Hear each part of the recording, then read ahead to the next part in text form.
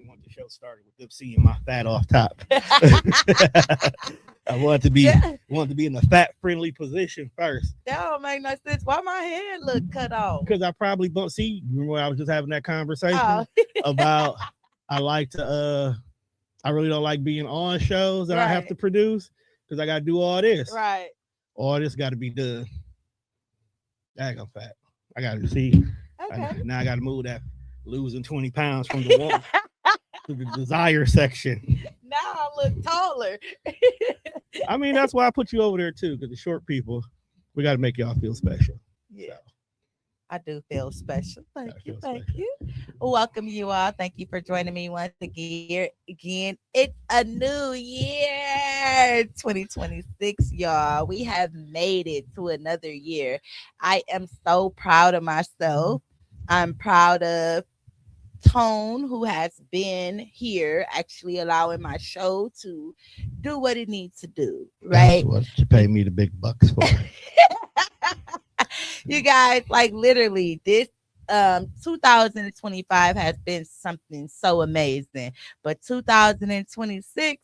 I'm just excited about what's gonna happen, how the flow is gonna be, you all. So, Tone is here to help give a little bit more insights on Okay. the SNA, right? So we had Savannah Burt's on for the part 1 of SNA. Now here's part 2. Go ahead and Okay. introduce Okay. yourself. What's going on, everybody? My name is Antonio Luckett, aka Coach Tone, aka Mr. Tone Deaf, depending on where you know me from. You know one of them names, but everybody calls me Tone when it's all said and done. I am the founder of TDR Network, the largest podcasting network in the Midwest, the home of Love, Strength, and Love, as well as a slew of other podcasts out the city of Milwaukee and across the world too. Like that's a great thing about TDR is it's global. But I am also a co-founder of SNA Coaching and Consulting with my business partner Savannah Burks, who you had on your last live show. Make sure you guys check out that episode as well as check out the clip episode of the year in recap that she did. I really didn't realize how many people she done brung through the studio until I actually sat down and had to put this episode together for her. But I'm beyond proud of my girl in regards to everything she did. When she first came to me, all extra giggly and smiling and stuff, I was like, oh my God, I'm this still you giggly. still giggly and smiley. But when you first, she was like, Tyler, I want to come to you. I want to do my podcast with you.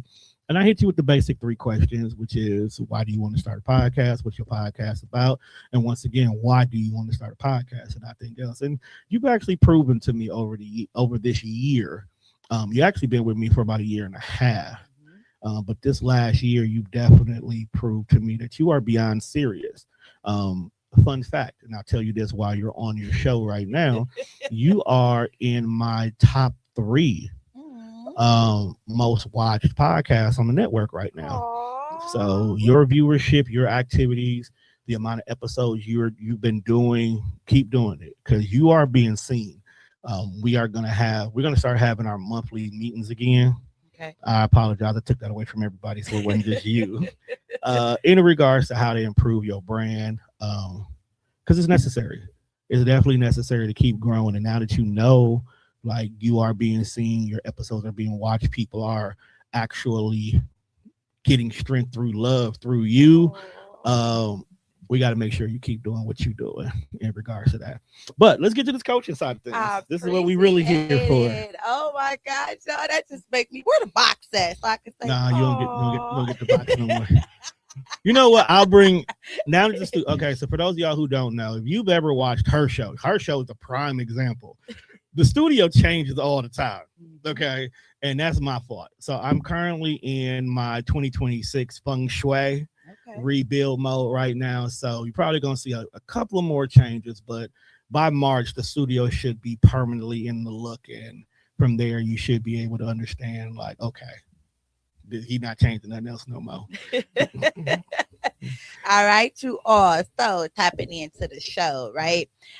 Savannah was on, and I'm gonna read the same questions just Right, because again, they are partners, and right. I want you guys to have 2 different sides of it. Okay. So life coaching as a tool is something that we're talking about.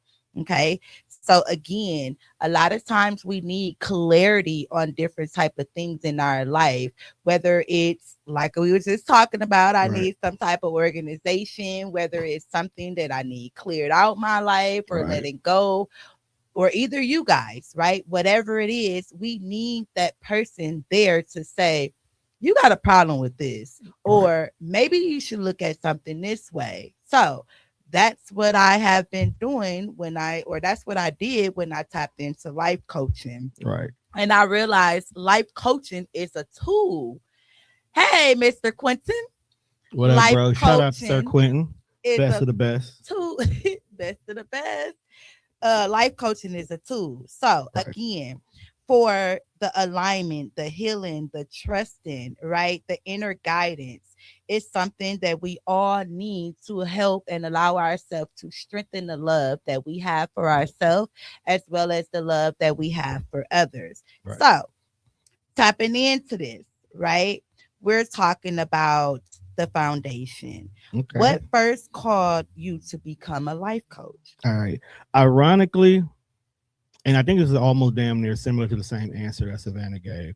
I've always technically been doing this. Okay. Anybody who's ever potted with me or been on the network over the course of the last 15 years of me doing this, either as internet radio or podcasting, we would always have these after mic sessions. Okay. Okay. So like podcast could be about maybe 45 minutes. After mic session could be about 2 hours.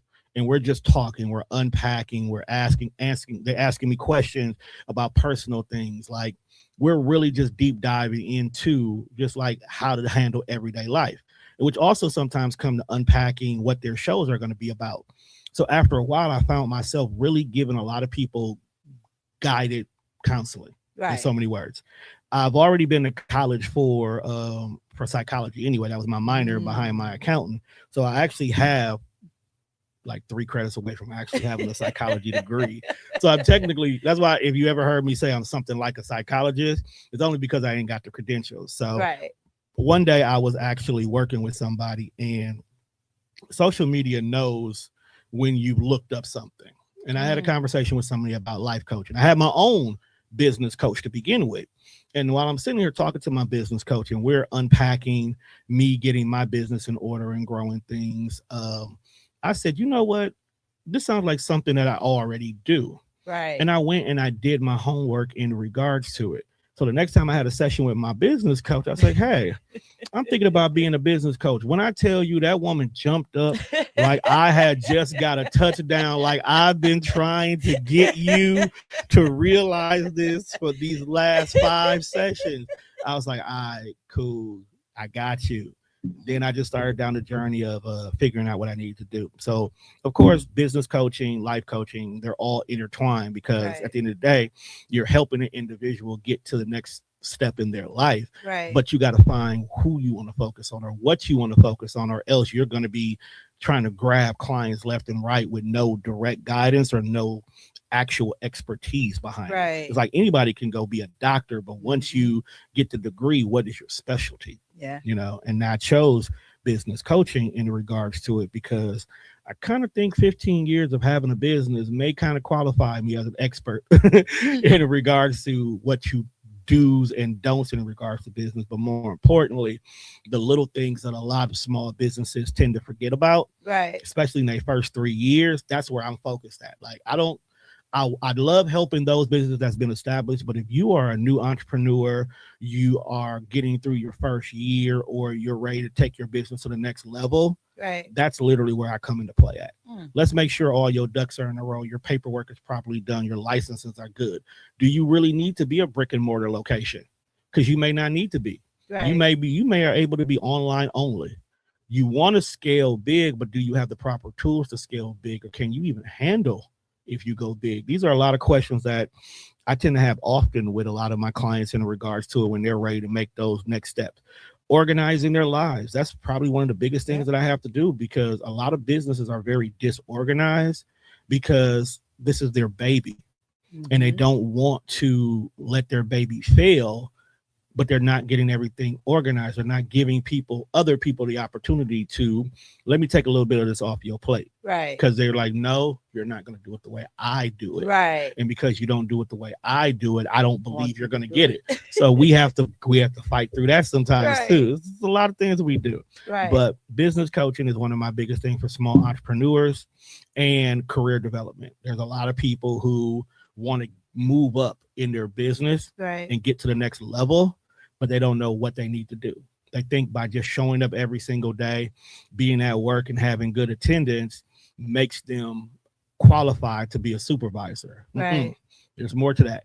There's people skills. There's people skills you got to learn. There's organizational skills. There's time management skills. There's so many different things that make a big difference of how you can go from being point A to point C. Right. You know, like we're not even going to talk about B. We're talking about C. You know. Oh my God. So how do you define success beyond money and title? Happiness honestly makes a big difference. I'll give you an example. Currently, right now, I work a 9-to-5 still too. So even though I run a business and I run 2 businesses and I'm also a coach, I still got a regular 9-to-5 too. And I have all that because, let's be honest, bills got to get paid regardless. Right. Okay. Bills got to get paid regardless. But one thing is my jobs. I've had multiple different jobs. And the current job I have right now, it's probably the most happiest job I've had in a long time. And it has nothing to do with the pay. It has nothing to do with the hours. It has nothing to do with the location. It has nothing to do with the title. I'm happy at my job. Okay. I feel successful in my job because not only can I come in every day and I can do my job, even though I still have things that I'm having difficulties with in it, it's a job I want to come back to every single time. Right. Same thing as an entrepreneur. I'll tell you from the entrepreneur side of things. Being able to get a project done in a timely manner, getting those reviews from my customers, giving me praises about what I did and that was good. Those who gave me feedback that may not have been positive, but was willing to give me the feedback and still want to come back and continue to work with me after the feedback. Right. To me, those things are still successful because if you're willing to tell me, hey, you need to work on A, B, C, D, when you get these things done, let me know and I'll come back and we can set up another one. That means that there's still something there that makes you want to work with me. Right. So even those negative reinforcement moments are still good, you know? So happiness at the end of the day, success is happiness at the end of the day. I don't care what nobody say. That's beautiful because we all know I like to be happy and laughing. You do. So I'll give you that. Success, baby, here I come. Exactly. It's already here, y'all. It is. Let me mention that. Cool things are still so, here. What is the biggest misconception that people have about life coaching? Okay. There's 2 misconceptions that I come across often. 1, we are not therapists. Okay. As much as we people come to us for advice or ask questions or guidance, our job is not to psychoanalyze you. Our job is to help you look at the now and figure out how to get to the future. I don't care about what happened with you and your mama back in when you were 18 years old. I don't care about how that job did you wrong or that individual was racist. No, we're going to look at right now. Your goal right now is to take your business that you started 1 year ago and take it past just only doing pop-up shops to get your sale. I don't care about the fact that the last pop-up shop you went to, you didn't make any money. Okay. Do you want to keep doing pop-up shops or do you want to move to more of a brick and mortar and online setting? Because at that point, now let's figure out how to make your pop-up shops more successful, more meaningful, and how to make sure your supply is good. I don't care you didn't make no money at your last one. Let's figure out how to make money at your next one. Okay. And then if you do want to be more of an online store, okay, let's figure out how do we present your online store as the first option for you. Because in some cases, I'll tell people, hey, present your online store as the only place to get everything else, but for local people, there's free delivery. Do you see what I'm saying? Right. Or for local delivery, you could get this promo code that'll give you 20% off your next one, which will get you free delivery. You got to figure out ways to increase what your purchasing power looks like. Right. So that's why it's not just only at pop-up shops. People walk by, it's like, ooh, this is a beautiful candle, and you're selling it at 15. They'll be like, oh, well, this table down there is selling it at 10. Right. Now you got to lower your price or not have, no, let's make it be that when you do a pop-up shop, it's more so you're benefiting your local clients, because the online store is cool, but if I could come to you on this Saturday and get it instead, I'm gonna do that. You know, you gotta make it work. Right. Gotta make Why it would work. I wait and I could come right Exactly. now? Or Now, on Saturday. now your foot traffic is already ready for you in regards to that. So that's the thing. The second misconception in regards to life coaching is it's a scam. And I want people to understand this. There are 3 billion people in the world. And out those 3 billion people, half of them don't know what the hell they're doing with their life. Okay. You so right about that. Half of them don't know what they're doing with their life. So literally at the end of the day, a life coach, no matter what path they're choosing, whether it's health and wellness, direct, grief, because there are definitely grief coaches out there. I'm actually a certified grief coach as well too. Business coaching, career development, time management coaching, whatever it is, at the end of the day, in order for you to become a better version of yourself, a coach can be needed. There's not a single athlete out here who doesn't have a coach that they can't never go back to and say that person helped get them to the next level. Right. Whether their coach was their dad or their mom, if they were their high school coach, their elementary, their college coach, the coach of the professional football team they're on. There's coaches out here in sports. Why couldn't there be coaches out here in life? Right. It only makes sense. You do need sometimes for somebody that you can go to and be like, hey, I'm here. I want to get to there. How do I get to there? Because in sports, that's exactly what a coach is doing anyway, right? Right. They're helping you get to a better version of yourself. And the results of getting a better version of yourself is creating a winning team. And that's what you want to be. Right. So you need a coach. Let's get these coaches, y'all. Right. You know, whatever area it is. What you say the areas is that you be life coaching in? I specialize in time management, business and career development, and currently right now grief coaching, because I definitely have came across a lot of people grieving. In fact, if you pay attention to the TDR's roster right now, I got about maybe 4 grief podcasts is going on right now. So the behind the scene conversations be heavy, people. They be heavy. So you kind of already then went into it. You talked about how life coaching is not therapy, right?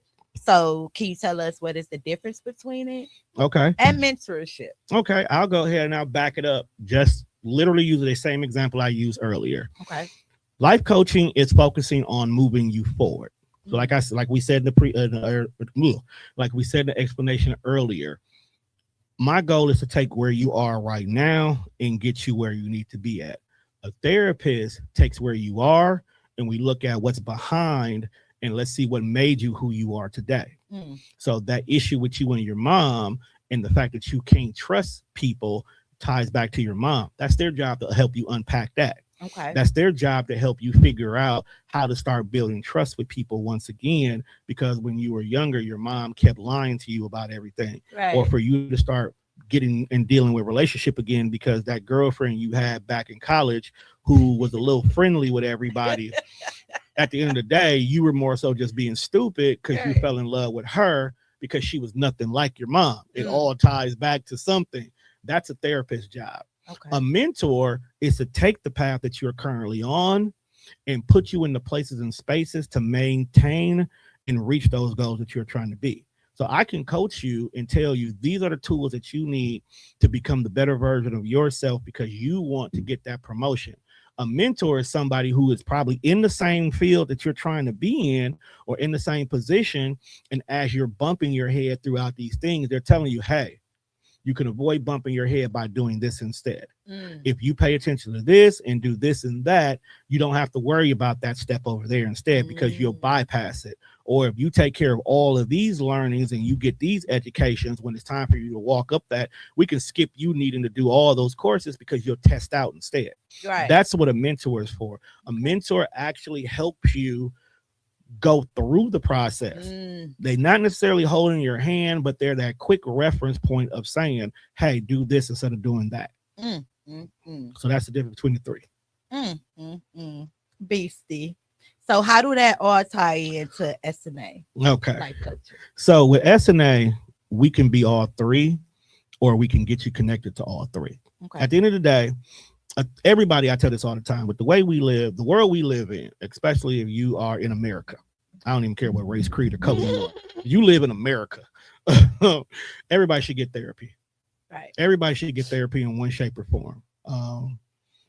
So if you start with the concept of everybody needs therapy, and I found out some people's insurance actually cover a therapist. I mean, maybe one session a month that they'll cover, but sometimes that's all you need to do is get one session to start the ball moving. Go to therapy, talk to that individual, help them unpack your shit.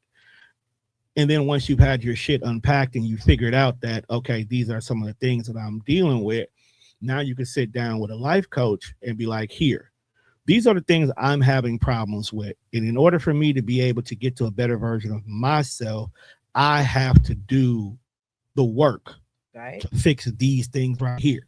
So the therapist helped me figure out my problem. My coach is helping me figure out what the solution is. My mentor is helping me get to the answer. Right. Okay. So now if it's a career or it's life or it's just every day, a mentor can be for anything. Hell, you can get a mentor as a parent.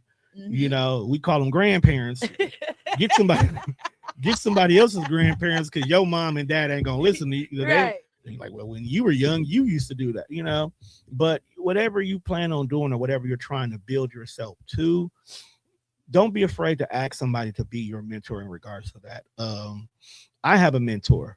I had a mentor before I had a coach, you know, and my mentor is out here doing big things with his company. And anytime I run into him, he's already telling me, hey, Tone, I see what you're doing, but you need to do A, B, C, D. You need to step this up. Okay, I see what you're doing over here, but are you being serious about this part? And it's like, I've had my mentor pull up on me. Like when I remember plain as day, I was in Sherman, Phoenix, and he was there doing the project. He came downstairs. I'm just in the studio. I'm doing my cleaning, prepping for my next recording and whatnot. And he sat down. It was like, bro, are you serious? Are you playing? I'm like, well, what are you talking about? It's like, look, man, I see what you can do. I know what you can do, but you're not doing it. Why are you not leading the pack? And I was like, what you mean? It's like, look, if you can do this and you can do that, why don't you tie that to what you're doing over here? Work smarter, not harder. Right. And then he set a camera on my table. Okay. And then he set a camera on my table and he was like, look, here, there are no excuses. Step your game up. And at that point in time, I did. Was it a better camera? It was most definitely a better camera. Like, I ain't even gonna lie. Like, that camera stayed glued to me. But it also made me have to look at things a little bit differently, because now that I've seen the difference in what I was doing and what I could be doing, it made me have to reevaluate what I did. And then, when I added my business coach to it, she made me add value to what I was doing. You know what I'm saying? So all three of those concepts helped me become a better business person overall, to the point where now I run my business like a well-oiled machine. And a lot of it is now automated to the point where I don't have to do it. Right. You know, I can get somebody else to do it. And it's still working like it's supposed to. So now I can focus more on the smaller things that definitely need my hand-on attention. And that's where those behind-the-scenes conversations come into play at as well, too. So, yeah. Which is beastie, y'all. If y'all know me, then y'all know I love the word beastie. I see that. Oh, you Mrs. Beasties. Beasties don't play, you know. Dang. They get stuff done, you know. Got to. You got to. So, can you let us know who can benefit from having a life coach? Everybody. If you haven't listened to this episode or you're just now tuning in, you can pay attention to the theme of my answers is always going to be everybody needs something. Right. Everybody needs a therapist. Everybody needs a coach. Everybody needs guidance. Everybody needs a reset button. And having a coach is definitely helping with that. Like you get a career coach, for an example, and they can sit down and ask you, well, what's the reason why you're going to work every single day? Right. And your answer can be just as broad and as general and as real as possible. It could be like to get a paycheck. Okay. And that's cool because that's why some of us go to work. Exactly. So then the next question is, well, what do you like about your job? You give the few things you like about your job. What do you hate? What do you not like? I'm going to say hate. What do you not like about your job? Right. That list seems to be a little bit bigger than the like list. Okay. So the next thing we asking is, so what would it take for you to leave that job? Because if your hate list or your dislike list is longer than your like list, then what do we do to make your job make you happy?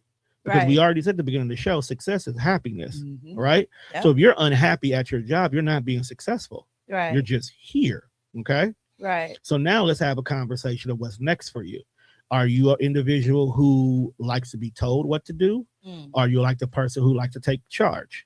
Okay. If you're a person that likes to take charge and have complete control over your career, are you someone who would like to be in management, or is entrepreneur an option for you? So now we're looking, like I said, we're doing career development here. Right. If you're unhappy with the role that you're in, what are you going to do to improve it? Do you feel like you can't get another job? Well, how long did it take you to get this job? How long have you been at this job? Right. Okay. Have you sat down and you talked to your current manager and says, hey, these are my goals and I want to be able to get here, here, and here. Find out what they'll tell you to get there. Because at the end of the day, every supervisor should be willing to tell you what it takes for you to become a better employee. Now, if they give you an answer that you're not comfortable with, or they tell you, well, currently right now, we're not looking at promoting anybody, the next question comes to you is, are you okay with that answer? Because some people are okay with the roles they're in. Right. They don't want to be supervisor. They don't want to be management. They don't want to be a higher part of the food chain. I'm at that part of my life where I'm perfectly fine with the level I'm at right now. I don't have to take over the world. I got too much shit going on over here anyway. I don't want to take over the world. Okay. I don't want to be in charge anymore.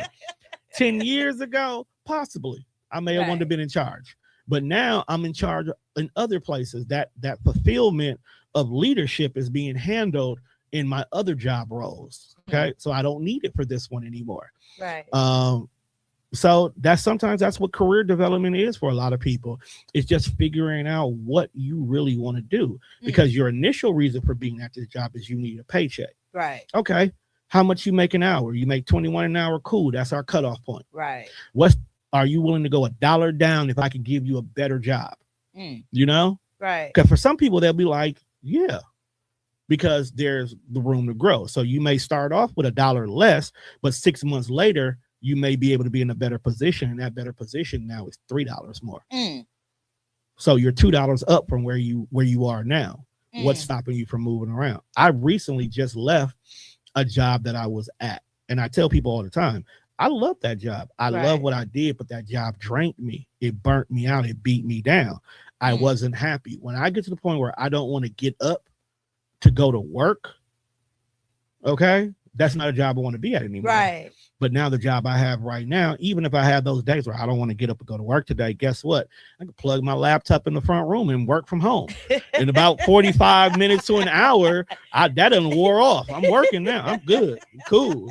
I'm at work. I still work that day. I still got my work done. Like 2 questions. All right. Right. 1, where's the tissue at? Why I need to? I ain't tissue. You know what's funny? I just took it in the other room. You know, I be laughing. Right. So I be needing to. You better use a finger in your corner of your eyes. And number 2, right? You said don't say the word hate when you're talking about your job. Don't say the word hate for a lot of stuff. Okay. The reason why I say that is hate gives energy. You got to remember, if happiness is on this end of the spectrum, hate is on the other end of the spectrum. Right. And it's hard. If you're in a really good mood and you're in a great mood, it's really hard to bring your energy down, because you, as a person who's always happy, giggling, laughing, it just takes something else to change your mind to make you happy again. So it's just as easy to get back to your happy point, no matter if something bothers you. There are people say, I'm not going to let y'all bother me today, because they're in a good mood. So imagine if you're stuck on the hate end. How hard do you think is going to get you from not hating that? It's going to be harder for you to find reasons to like something, Right. to love something again after you've already allowed yourself to hate it. If you hate eating a certain food, no matter what anybody does to it, it's going to be a while before you start loving it. Right. So if you don't allow yourself to get down to that hate spectrum, and that's something I actually teach in my coaching as well too, you got to change your verbiage. Right. You got to change the words you use. You can't, certain words you got to take out of your vocabulary because those words can control you. So if you take that hate out of there and just like, I'm just not liking it right now, I'm not feeling this job, or it's not a good fit for me, it's not such a bad thing, because it's easy for a job to become a good fit. Right. Than it is I hate this job, I don't want to be here anymore. Like, no matter what they do, because you hate it. I've had situations where I've seen an individual who they swore up and down and they hate the job that we were at. And I would ask them, like, well, what do you need to have a better job? And they'll give me all the things that they want for a better job. And in about 2 years, the job gave us every single thing that this person asked for. But because they've already mentally said they hate this job, even after getting everything they wanted, they still hated it. They still hated it. So no, I don't allow the word hate. I don't hate anything. I will strongly dislike something, or I'm not feeling it, but I don't hate nothing no more. And that's a good thing, you guys. So again, when you guys think about saying that word hates, step back and ask yourself again, do you really hate it, or do you just dislike it? Next question. How do you know, or how can you tell when somebody is stuck or when they just afraid? Ironically, afraid and stuck can be synonyms for each other. Okay. Like, to be stuck is not necessarily always a bad thing. You know what I'm saying? Right. There's a lot of people who are on autopilot when they go to work every single day, right? I just come here to get a paycheck. We just, that's the scenario we started with, right? They just come here to get a paycheck. This job allows me to clock in at 8 o'clock, clock out at 5 o'clock. I know how many clients I got to deal with in regards to it. I know the flow of traffic here. I know who I got to deal with. I know how to answer these questions. And that's just autopilot. Right. Okay. That's being stuck in one place. Right. You're not going up. You're not doing any better. You're not doing any worse. You're just comfortable right here. Right. That's cool for some people. Okay. That is perfectly fine for some people. You can be stuck here. Just evaluate it every year. Are you okay with being here, or do you want something a little bit more? If the answer is I'm okay with being here, cool. Let's continue to coast. Okay. Are you preparing yourself just in case this is not here anymore? Do you got another skill set you can fall back on? Do you need to reevaluate why you're comfortable with being right here? I'll give you an example. I worked a job for 5 years, and for 3 of those 5 years, I did the same job. I coasted. And the reason why I was comfortable with being there is because I was building TDR on the side. So if I knew that my paycheck was the same every single month, my off days were the same, I had PTO that was always going to be there, I didn't have to go above and beyond, I could start making my other clients for TDR. I'm off work at 5 o'clock, I could start recording at 5:30. That was cool for me. I didn't want to move up or down because this right here was good for my life at the time. Okay. But then it got to a point where it was like, okay, I want more. I need to do more. I need to be more. So now I need to go back to school. I need to go get some education. I need to go get some training. I need to take this opportunity to improve what a guarantee over here must be shifted a little bit. Right. So getting off at 5 o'clock, working 8 to 5 every single day, as beautiful as it was, schooling required me to not be at work at all on a Wednesday. Right. I had to be in school all day Wednesday. That means I have to shake up my comfortability. So I have to ask myself, do I want to stay in this comfortable setting here and keep doing this? Or is this new education I'm going for that important to move into the next level? Yeah. And that's where the fear part coming from, because if I shake up my work environment, how would that affect everything else? Yep. Now there's clients that I can't take on certain days because I got to be at work a little bit longer. My 5:30 clients, I might have to move them to a different day. What if they don't want to move? You know, what if they're comfortable with that? What if I start losing clients altogether? So the business that I'm trying to build, that I'm going to school for, that starts to fail.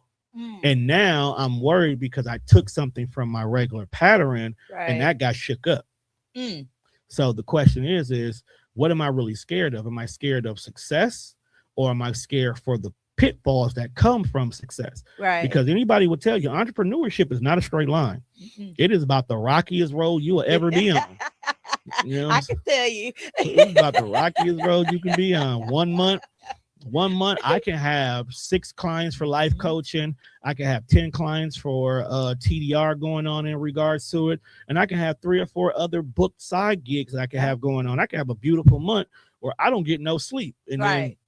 then the next 3 months, 2 people that are recording, 1 client who is thinking about it, and all they did was a console call. Right. You know, and then my 9 to 5 is just, hey, you know what? We're not as busy as we used to. We're dropping you down to 30 hours. You know, so it's gonna be those. There's gonna be those rough days. Hey, What's going on, Savannah? There's gonna be those rough days where you got to figure things out. But once again, that's where the therapist, Yep. the coach, Yeah. and the mentor comes into play at. The therapist is like, okay, you crashing out, my guy. This is past trauma. Let's figure out why you crashing out. Why are you so worried? You got success in front of you. Why are you worried? Your coach is okay. You're crashing out. Let's figure out where do we want to get to it. Let's build a roadmap. Your mentor is like, stop crashing out. You got this. At the end of the day, you need all 3. You need all 3. Okay. Yes. Thank you all for joining us. If you're just tuning in, we are talking about how life coaching is used as a tool for us. The week before last, we were talking to Savannah, who's just tuning in. Hey, hun. And today we're talking to Tone, who is also tuning in, talking about how it's used as a tool. For him, it's business. We focus on business on my side of the coin. But yeah. So what is patterns do you see that is repeated and people don't even realize it? Time management.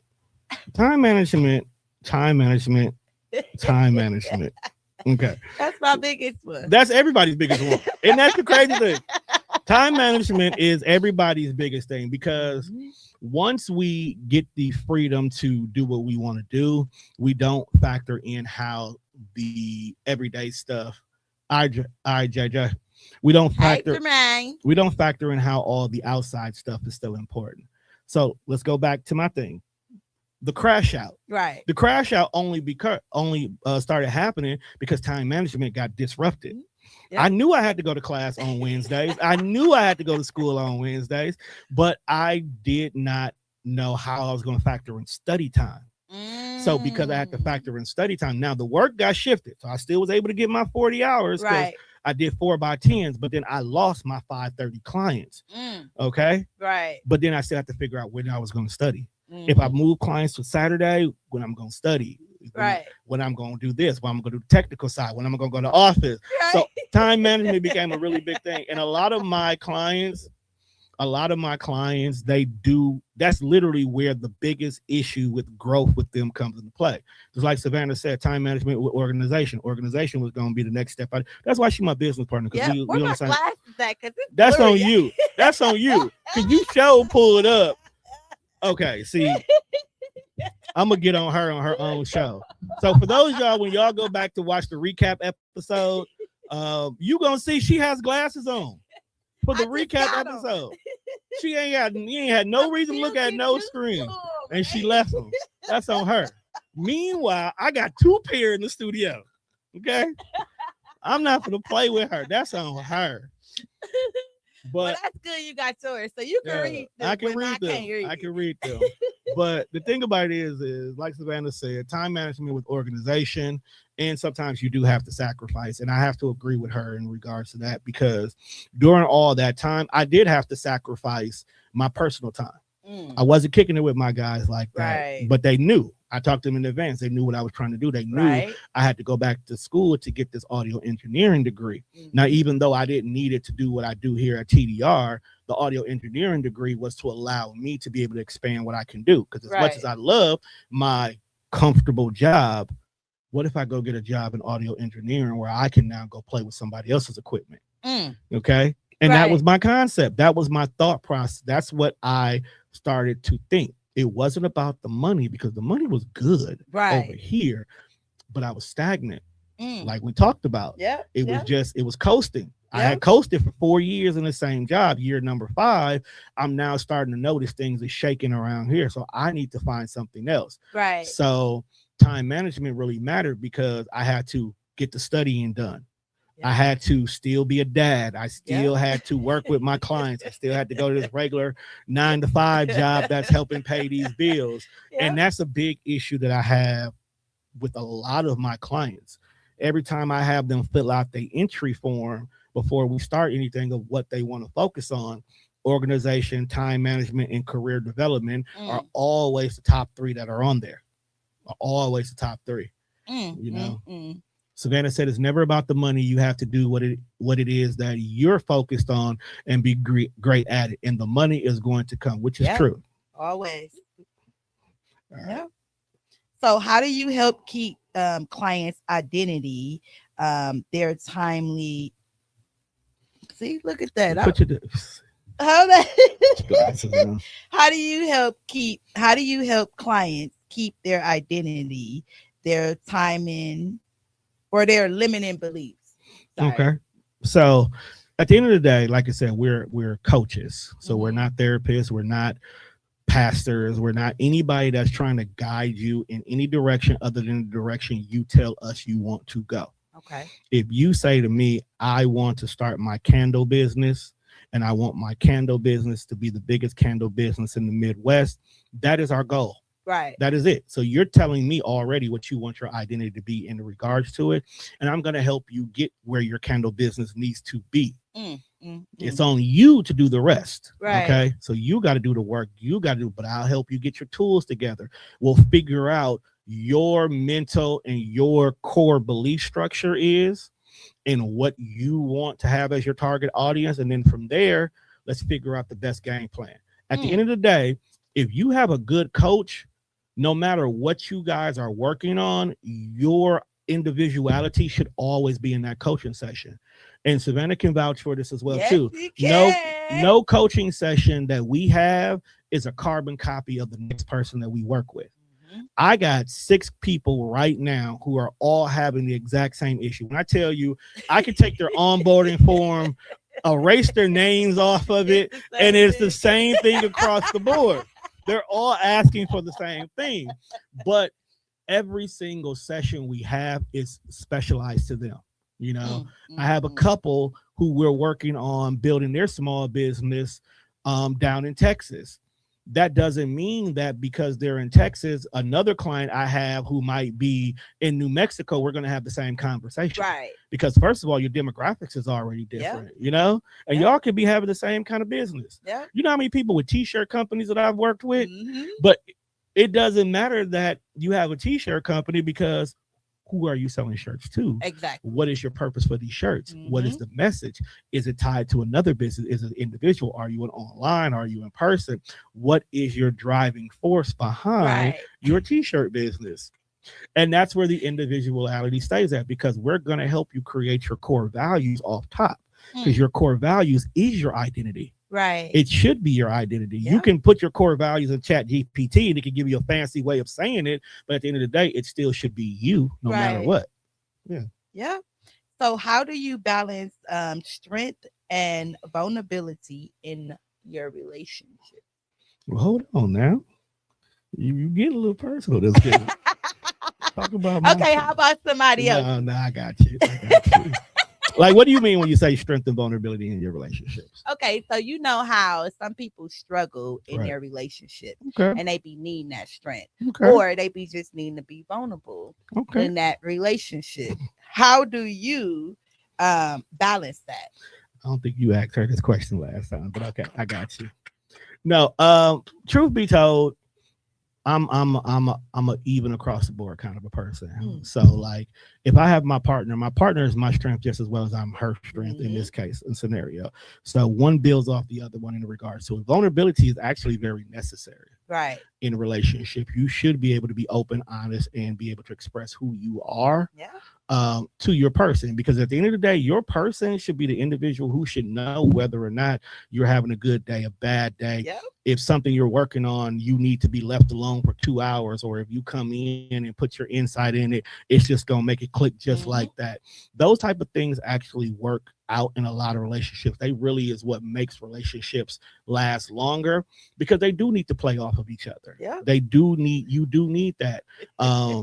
You do need to sit down and just, whether it's just for 10 minutes or 2 hours or 2 days, just, have those moments with your partner and just be authentically you.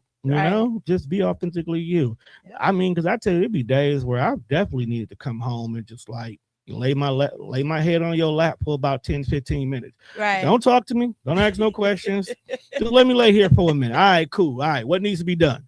Right. Sometimes it's all just let me get that. Let me shake that off real quick. Right. And a lot of times, y'all, it's not even just a romantic partner. No. Your friend, you could be like, I just had a bad day. I just need to lay here. It's all relationships. Right. Business relationships, romantic, friendships, relationships, whatever kind Facts. you are. So again, thank you for sharing that, and thank you guys for liking, sharing, and subscribing. Because again, somebody may need to have a life coach as a tool. Right. And So, that's not a problem. It's not. I have a life coach. I have a therapist. Shout out to my life coach, Savannah. Do really be telling people that's her.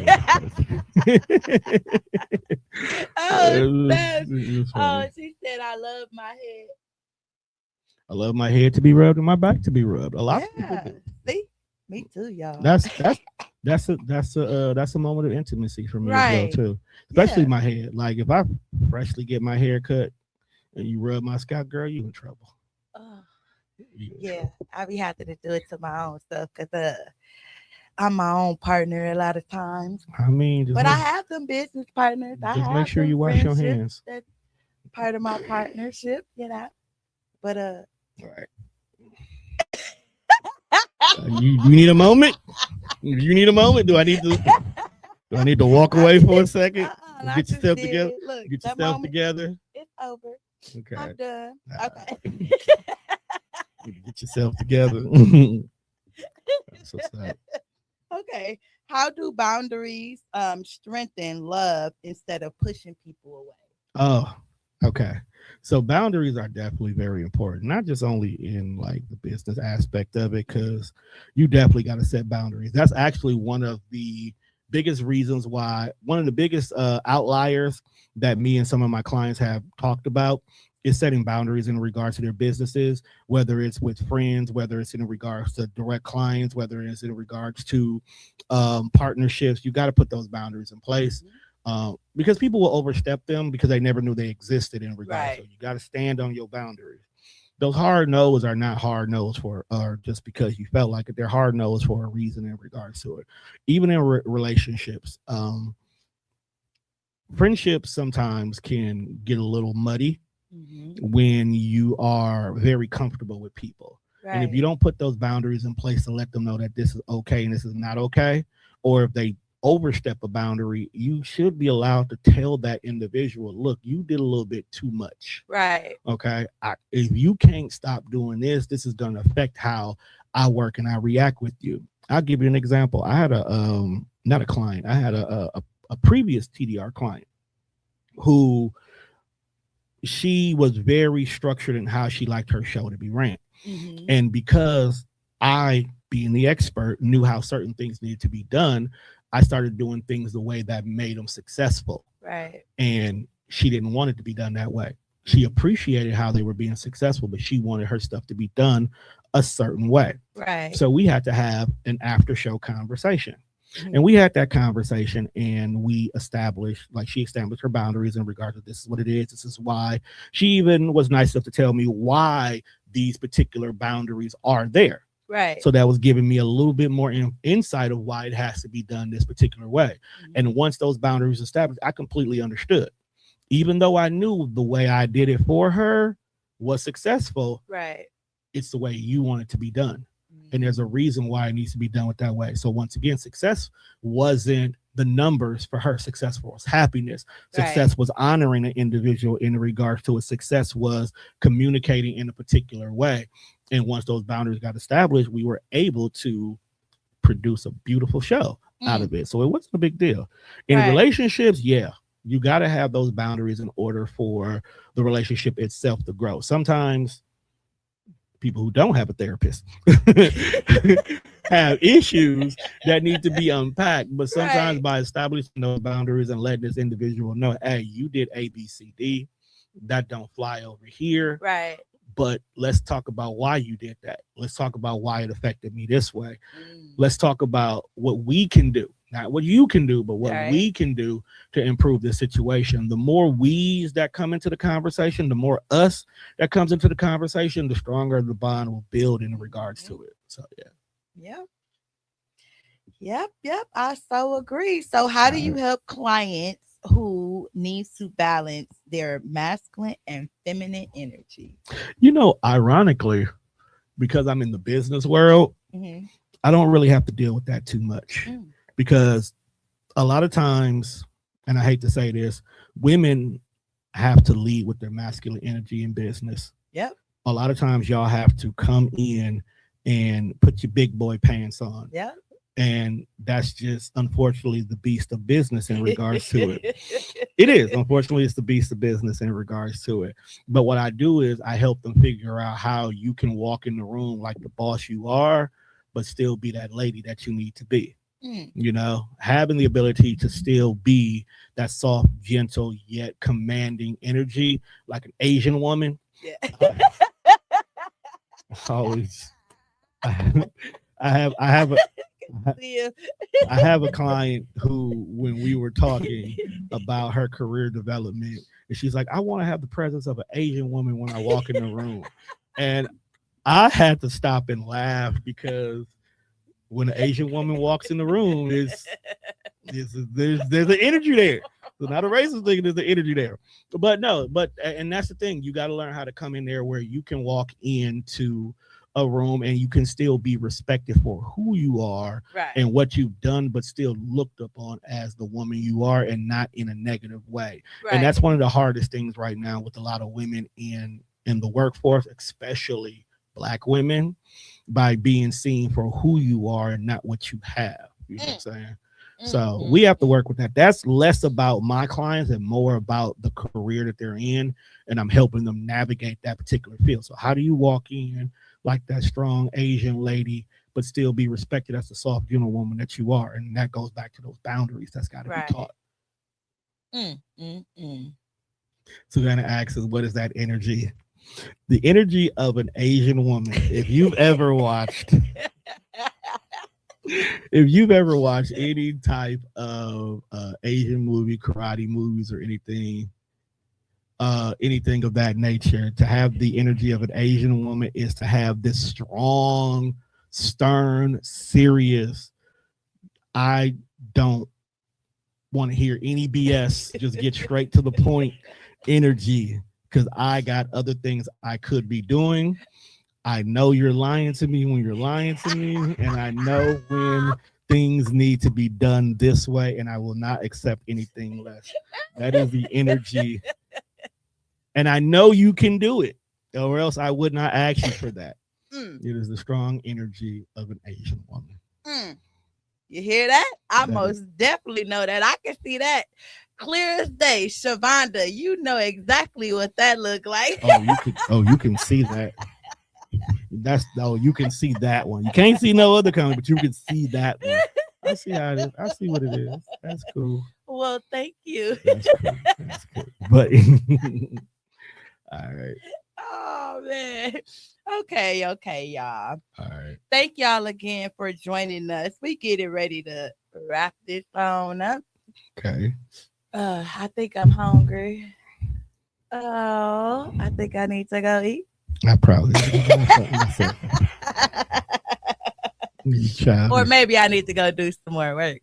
Nah, you need to eat. Eat before you do work. Don't. Okay. See, that's that prioritizing we were talking about. What good is doing work if you got an empty stomach? You're gonna stop, you're gonna be hungry, you're gonna be focused on what to eat. Get the food first. I'll be sitting there trying to eat and do work at the same time. Eat first. Eat until you're no longer hungry. Don't eat till you're full. Just eat till you're no longer hungry and then get to work. Okay. See, you are it. See okay. So before we go any further, so Savannah said like most black women with an attitude, I got it. See, the difference is the Asian woman doesn't have an attitude though, and she's not labeled as having an attitude. Mm-hmm. That's the difference. See, because when a black woman walks in the room and y'all speak up for yourselves, y'all get called an attitude. But when an Asian woman walks in the room and speaks up for herself, they just call her serious and about her business. Then she said, if I eat, I'm going to get lazy. That's why I'm going to work and eat at the same time. She gets eat. Okay, you get lazy when you eat too much. You eat to be full. That's when you get lazy because now your body is focusing on breaking down these food. But if you just eat enough to not be hungry, then your body is not focusing on eating all that food and you still have the energy you need. Also, you got to eat energy food. So what's the energy food? Energy foods can be fruits, vegetables, protein shakes, like she stated in the comments in regards to it. Okay, so anything that's an energy booster. Just in case y'all don't know, there you have it. Eat you some fruits. Y'all know y'all getting this game for free, but I charge for this. Well, I really appreciate you coming on and giving my viewers this game for free. Because some of them don't even know that they need it. But after listening to you, look, my job is to help people get a better career development, and your eating habits definitely play a factor. Because when I tell you, I go to my job, and we have this nice, big, huge, fancy cafe where you can almost get anything. I don't get the big, heavy meals. I don't get the nachos. I don't get the burgers. I don't get the chef special. I get a salad. I get a very loaded salad. Okay. Is my loaded salad cheap? Not at all. So it's not that. But the reason why I get a loaded salad instead, because everything that I'm putting in my salad is going to help me maintain the energy I need throughout the rest of the day. Okay. So when I get off of work and I do take that nap, when I wake up, I'm up all night. I'm good. So then I'm really in there. I'm doing edits. I'm doing recordings. I'm building videos. I'm working on graphic designs in regards to it. Talking to my California clients, because they still up and whatnot. So I'm doing it all. It's a lot. It's cool. So what does partnership look like when both energies are honored? Fucking success. No, and here's the reason why I say that. Last year, my 2025 goal was partnership, meaning I was going into the get somebody else to do it kind of energy. Like, I don't want to do everything on my own. No, dead ass. That was my energy. Get somebody else to do it. If there's somebody else who can do what I do, get somebody else to do it. Not because I don't want to do it no more, but because one, I want to give somebody else the opportunity to do things to help grow. Because if I do everything, all I'm doing is hurting myself. All I'm doing is burning myself out. But if I can get somebody else who can be the photographer at the same venue where I'm doing video recording, more stuff can get done. I don't have to go back to the video and try to pull out all these extra clips and photos and whatnot. No, get somebody else to do it. Also, as you can see, we started a partnership, me and Savannah. Savannah would tell you, it's very few people I trust to do business with. Okay. So for me to pull the trigger, and I came to her, I was like, look, I want to start a life coaching business and I want it to be with you. And she looked at me like, why me? And I ran it down to why her. Hold on now. But I ran it down to her like, look, these are the things where we work well together, and this is why we will make a successful thing. And by having a partner, I'm crunching this mic anyway. She needs to be quiet. Tell them business out here. But because she talking about, because we have, and that's the thing. And I'll go back to that comment while we're doing it. So she's prime example. Like I said, because she's my business partner, we talk all the time. So if we're not talking about her podcast or talking about Lupus Has No Face or TDR, we're definitely talking about coaching stuff. When I tell you during the month of September, October, when I tell you all day, every day, we are building programs, we are creating documentations, we are putting files together in regards to, we are going to online coaching sessions, we are going to meetings and conferences. Like, we didn't just wake up one day and say, I want to be a licensed coach, even though we both technically do this. No, we do the homework. And I will always tell her, I give her credit for the fact that if it makes sense, we are usually going all in. Okay. And you will see us out. We will be at all these business mixers and these events and these brunches. And we're not going there just to have a good time. We're going there to network. We're going there to partner. We're going there to get new clients. We're going to talk to other clients. I've gone to so many events during my birthday extravaganza that it was so many of my clients that were there at different places and spaces that they were excited to see me being me, because they're only used to seeing the business side of me. And that made them trust me even more, because they found that I'm human. You know, like, I'm actually human. And that caused them to go tell more people. And that's like been always the backbone of my business. But having a partner who I can trust, like, I can call Savannah and I can bounce an idea off of her. And even though she's hearing the idea, I got to explain it to her to make it make sense. And then once it makes sense, she'll come back, and it may be either that same call or maybe 3 calls later. Hey, you know, when you said about doing this, why don't we do this instead? Okay, so I was looking at this show, and this show was doing A, B, C, D. Why don't we do that? And because of the partnership, it ties into all business aspects with us. So even though S&A coaching is the business we have together, everything we do floods over into our other businesses. So there are things about Lupus Has No Face that we discuss about. There's things about TDR we discuss about. There's my graphic design business that we discuss about. There's her hair business that we discuss about. Everything flows into each other. So when you have a strong partnership, that partnership is not only going to be just that project. It's going to grow into other projects, and those partnerships are going to create more partnerships. They're going to create more partnerships to the point where there's times where we can walk into rooms that we've never been in before, and somebody's going to come to one of us and it was like, oh, we was waiting for y'all to get here. Well, first of all, we didn't even know we were going to be here. But thank you. Let's talk. Though. You know what I'm saying? Okay, wait, let's tap into Savannah. Like Savannah says, it's really all about balance, discipline, persistence, consistency, movement, and anything and everything that you do. And she's saying clockwise, so like how I told her that I need her. She needs me. And then, like she said, it has to make sense, with piggybacks what I said earlier. And then finally, if you knew what the behind the scenes look like with us, it is insane. It is. Yes. I'll give you a prime example. You remember the old job I told you that I left to go to my new job? Right. When I tell you, it was one day I didn't want to go to work. Okay. I just didn't want to go to work that day. Just fuck it. Not going to work that day. She was calling me earlier that morning to talk about something about her podcast. When I tell you, we were on the phone all day,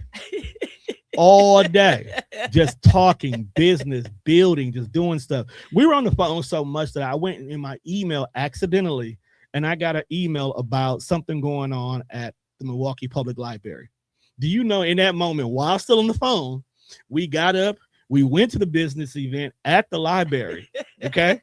In the middle of it. This is business. Went to the business library, got resources for what you need, what we didn't even know we needed, but the resource we got is definitely going to be beneficial to what we're doing in 2026. But it was just simply because we were already having, she was still at work. So did you go to work? No, I didn't go to work, but I went to work. I just didn't go to my job. Okay. Because when I tell you TDR and S&A was still working. And she'll tell you, even when I've been at work, I'll be at work and I'm still doing other stuff. Like, okay, this client is done. I ain't got to worry about this. I got all them people done doing more stuff. Like the other, I'm constantly always working. I was out with my other producer, who's in the other space, dude. We went to 1700 pull-up yesterday. Me, him, and our other friend, we all sitting there, we just talking, eating, and he was like, bro, what you doing? I'm working, man. Like, I'm always working. Like, I'm doing stuff on Canva. I'm putting documents together. I'm checking AI stuff. I'm looking at, like, I'm always working. So to have somebody when I'm always working, and I'll send it to Savannah, be like, hey, look at this real quickly. What you doing? I'm with a client. All right, I'll get to it in a minute. Like, we be at work working. Like, literally, that's how we get through the day. Oh, man. So when you got a partner, and I'm saying we always working. Literally, it's to the point. This is how bad it gets sometimes with us. If I don't have nothing on the side to do that I need her to look at while she at work, work is boring to her. Work be boring with her. Yes, we went without you. It was a last minute thing. Dooch bullied me. I called you. And No Lane told me you was asleep. Okay. I called you. Oh man. But that's my partner right there. Like, honestly, like I said it before, I purposely picked her as an individual that I wanted to do the business with. That's why we ain't got no wild, crazy, fancy name. It's S&A. It's me and her. At the end of the day, it's me and her. That's really what it is. So that's why it's called S&A coaching. So I don't know if this kind of applied to you. It really applied to her when I did her interview, but I'm gonna ask you anyways. If it don't apply to you, just let me know. It don't apply. Gotcha. Okay. How do you coach someone who is afraid to let go of pain? Oh, girl, do you know small businesses and entrepreneurship is pain with purpose on a day-to-day basis? The hell? Yep, I do. I gotta take my damn glasses on for this one. Wait, can you read the comments with them off? We got some vibes in here, you know. That is in here tapping in. I know, but no. Can you read the question one more time? You triggered me for a minute. How do you coach somebody who is afraid of letting go of pain? Okay, take in consideration that entrepreneurship for a lot of people is their child. Right. Okay, some people it's their first baby. Because, you know, this is what they started doing long before that. It was their out from the regular world. Some people started their businesses during the pandemic. Other people, it's an honoring of a family member. You know, I've been in 2 business cohorts, so I've heard multiple different stories for why people start their businesses.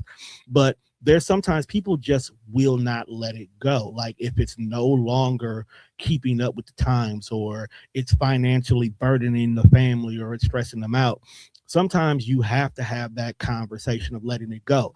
That's actually where my grief coaching really slid in to my business, because I've dealt with a lot of people who have businesses where they lost their partner, they lost their loved one, they lost their motivation. And in some cases, I have to coach them in regards to letting go of the business. Right. Do you know how much it will hurt some people when the family business has been around for 40 years and now that you have the reins of it, that it's failing under your watch? Right. You know, that's a level of grief that a lot of people have to unpack. They don't know you're literally letting the family legacy die, and it's because you're not allowing yourself to go with the change in regards to it. And it's a really big thing. So having to have that conversation with them, sometimes I'll give them an extra session. I call it the grief session. Okay. In the middle of our whole entire coaching session, just in order for us to be able to unpack those feelings, because they're fighting to keep the business open because the spaghetti recipe they use is Grandma Nana's recipe. You know what I'm saying? And it's not that it's Grandma Nana's recipe that's the problem. It could be things like the marketing. It could be the location. It could be the staff. It could be because you have too big of a heart and not big enough of a wallet. You may have to change what the giving side of things look like. That whole entire conversation sometimes needs to be had, because we have to unpack Grandma Nana's importance to you. And then I have to talk to you like a human. Like, I can't talk to you like a person who's trying to save their business or grow their person. I have to talk to you like a person, as a human.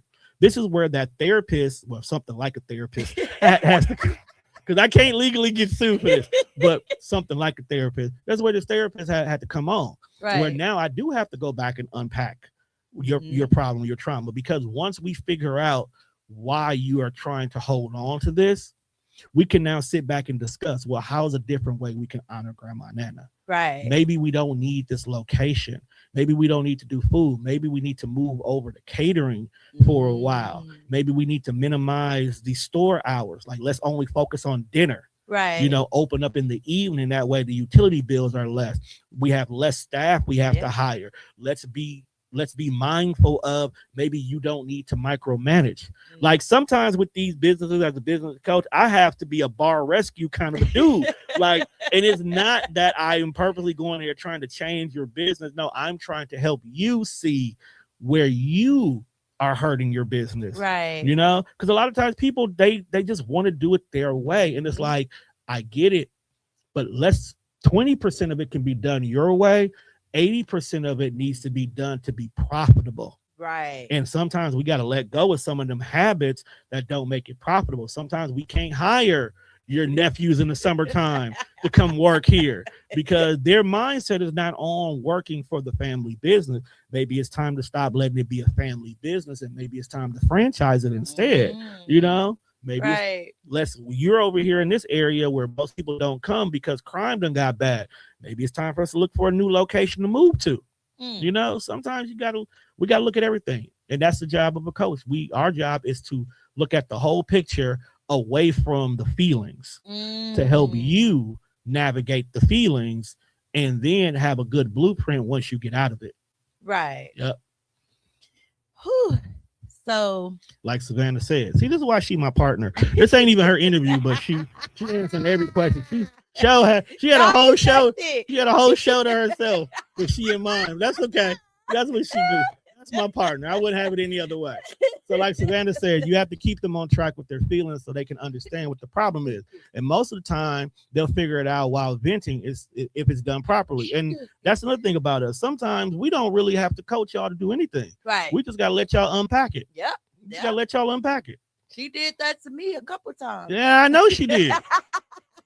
I don't have to know nothing y'all talk about. This is another reason why she's my partner, right? We have the same thought process. We just have different communication style. So there are times where we can literally work with somebody and talk to somebody and convey the same answer to you in two different ways. Because I know for a fact you have been coached on stuff with her that I can see the difference in you because I see you on the outside looking in where she sees you in the room. So I already know whatever she's talking to you about is working. And I also know because you'll come and you'll ask me just regular, ordinary, everyday questions. And I know the answer I gave you, you'll come back and say, Savannah told me the same thing. I know she did. I know she did. That's why that's my partner. Okay? That's why that's my ride or die. Oh man, I love you guys. And I just want to again thank y'all for just allowing me into y'all space, allowing me to even come and receive the help from y'all, because I didn't know how to receive help from people, but y'all opened me up and y'all gave me that insight to say it's okay, just come on over here. We got you. So one thing that's always been a phrase for TDR is TDR is a safe space. Okay. It's always been a safe space. You're here, you know it is. Yeah, we can talk about anything here. We didn't, some of the conversations we done had off the mic, like woo child. The things that I know, okay. But the reason for that though is that's the same vibe of a coach. It's your safe space. Right. Same thing for your therapist. It's your safe space. Same thing for your mentor. It's your safe space. At the end of the day, as long as you got some place that's a safe space, you're going to receive what's ever being given to you no matter what. If I went to a bar and they were giving out bags of stuff and I've never been to this bar before, I'm not going to want to take that bag. I'll take it in your face and say, oh, thank you. But by the time I get outside, it's probably going to end up in the trash because this bar is not a safe space. Right. But if I go to Brownstone, y'all can give me anything. Give me something in the cup. Hey, I'll eat that. Give me a food. Hey, I'll eat that because it's my safe space. I don't question it because it's my safe space. I will always receive whatever you give me at Brownstone, no matter what. Right. It don't matter who it comes from because that's my safe space. And I know that that's what it's going to be at. And that's how you feel when you're with her, when you're with us. I won't even just say her. When you're with us, no matter what, you're a safe space. Right. I'll give another example. Tika G, shout out to her. Tika will tell you, anytime we go out in public, and she has said this to me, and she don't care if I tell y'all, she be like, Tone, wherever you go, I go where you go. Because you're my safe space. And she's, as much as she's a comedian, she's also an introvert. Right. So she needs to find that space to be grounded. And I've seen her do it. Even at events that we've done with the panel, I can be over in the corner doing something, and I look up, Tika's right next to me. She's still having the time of her life, still partying, still joking and having fun with everybody. But she's right next because I'm her safe space. Right. You know what I'm saying? And And safe spaces are people. very important. Yes, they don't have to be a facility. It could be people. It's just people. It's just thing. And that's one thing, one of the biggest things that SNA coaching definitely does in the beginning. When you start with us, even in that first initial conversation with us, we're establishing the safe space off top. We're establishing the space of trust and comfortability that whatever we talk about, one, it stays between me and you. Right. Because there's an NDA that's inside the onboarding thing that lets you know right there that has to be signed by both of us. And then two, whatever you talk about to us never leaves. There's conversations that I know Savannah has had with her clients that I don't know nothing about. Right. And there's definitely conversations what I had with my clients that I've never told her because I'm honoring the safe space conversation that we discussed about having. Right. You know, and that's very important in anything, in workforce and in careers, in business and friendships and partnerships. You got to have that safe space. You got to have that moment where I come home and I get on the phone and I'll be like, well, let me tell you about what happened today. All right, okay, I'm gonna tell you something. Don't tell nobody else. Right. And I gotta truly, genuinely believe that that is exactly what is going to happen. Even though you may say, "What are you telling me that for?" You know, who am I tell anyway? But it's. I gotta say that because this is not me saying you won't tell somebody. This is me now establishing what we are about to talk about is a safe space conversation. Right. It's the coffee talk conversation. Yeah. So.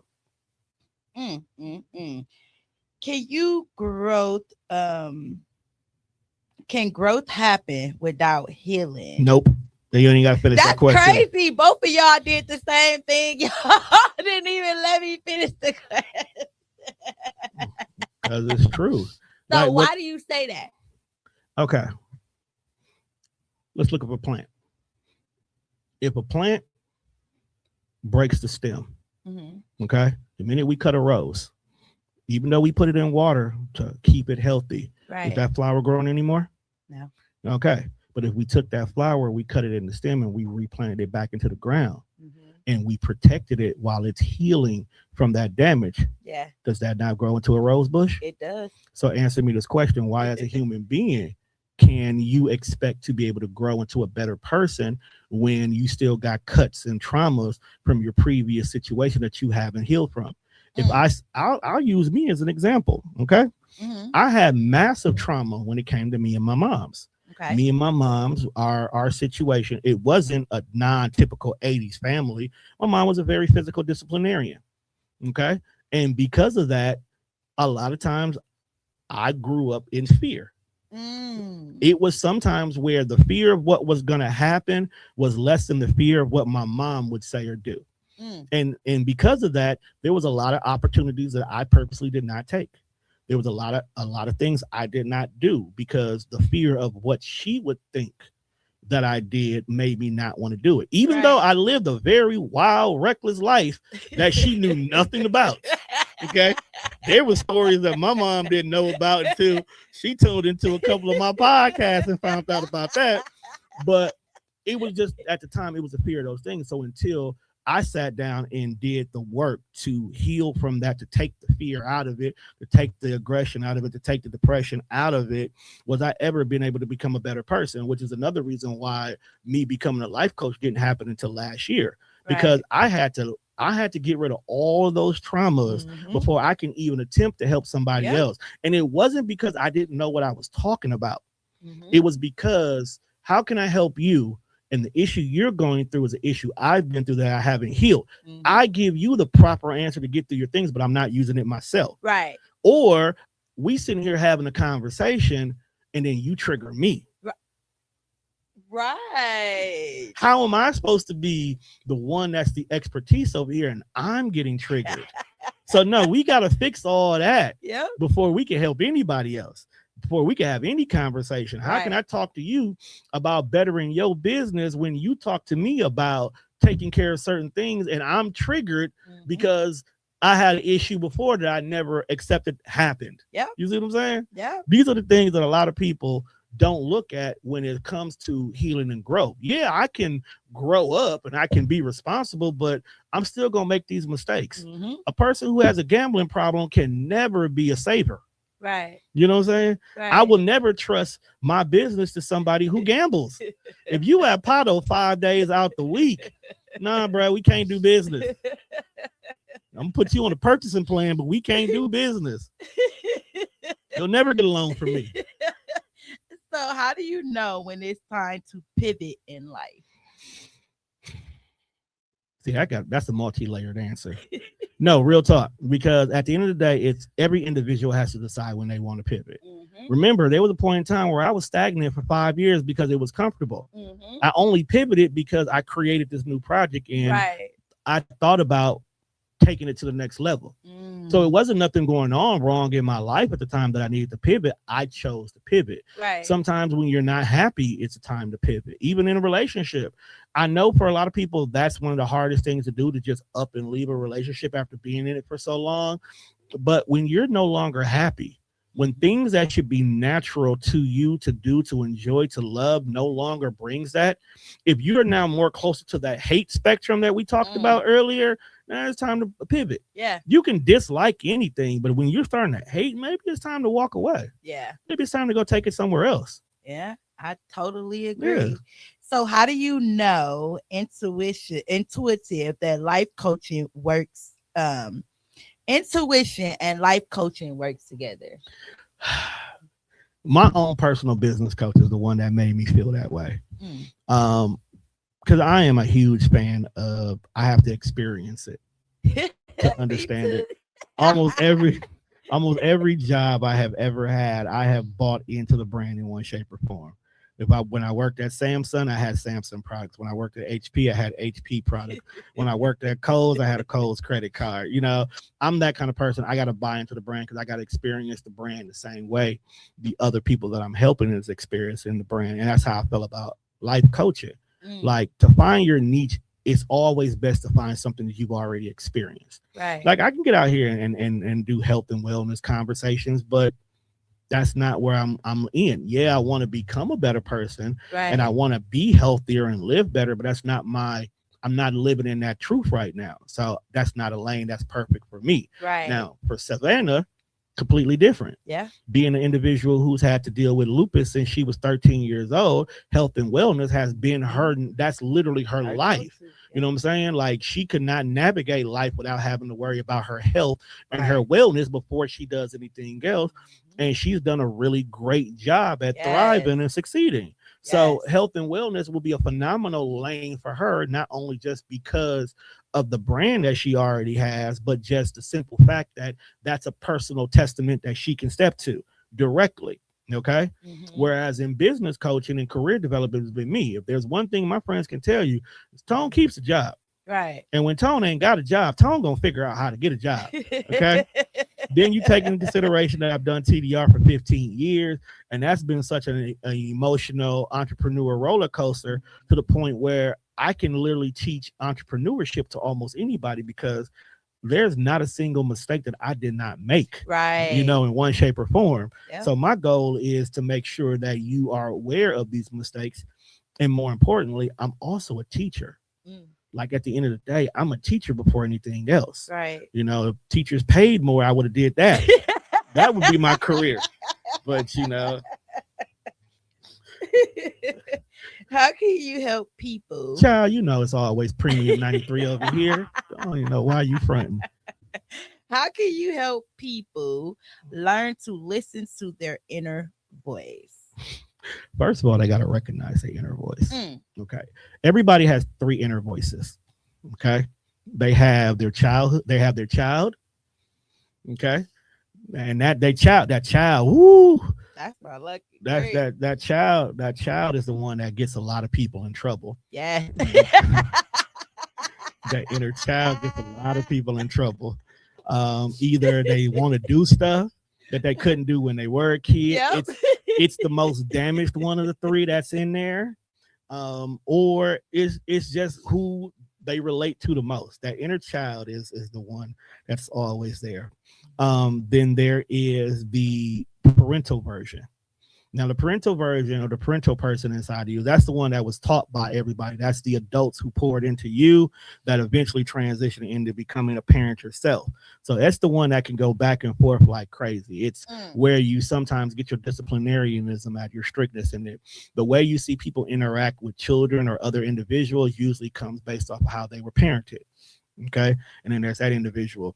And then there's that's usually the one that makes all the decisions in regards to it. Then there's your wild child. Okay. Now he's not actually. It's not your wild child is not an actual child, but it's the daredevil side of you. If you live in if you grew up in a psychotherapy world, it's called Freudianism, where it's the id, the super id, and the ego. Okay. It's normally whereas what they refer to him as, I usually refer to him as your child, your parent, and your wild child. Okay. Because it's more relatable for people. Your wild child is the one where this is the one that gets you in trouble. That's your ego. That's what stands strong. That's what, who the fuck you talking to? You got me fucked up. What? Who? What? That's usually that wild person. That's the one you got to constantly keep in check. It's never your rational thinking. It's always the reactionary part of you. Yeah. In regards to it's the part of you that's got to come out and make people be like, look, don't let the grades fool you. I will fuck you up. But that's the one we always got to keep in check. Right. Sometimes we call it the crazy child. There's a girl on the internet right now, and I love her skits like crazy, where her crazy side is always in the back seat. Got on the medical robe, got tissue tied around their head, and they always having these conversations. And the crazy side of her really be talking some good. She's like, you know what, that makes sense. And that's your wild child sometimes. Sometimes your wild child is the reason why you got to pop out and show niggas. But that's the one you always got to be like, bro, you got to stay over there today. You got to send me her little next thing time so she pop. Next time she pop up, I'll show you. Yeah, so I can see. So sometimes you got it. So it's three different versions of you, and to have a truly healthy, sustainable life, you got to make sure all three are happy. Right. In regards to it, your inner child got to make sure that there's no repressed issues or concerns or anything that inner child is not being fed.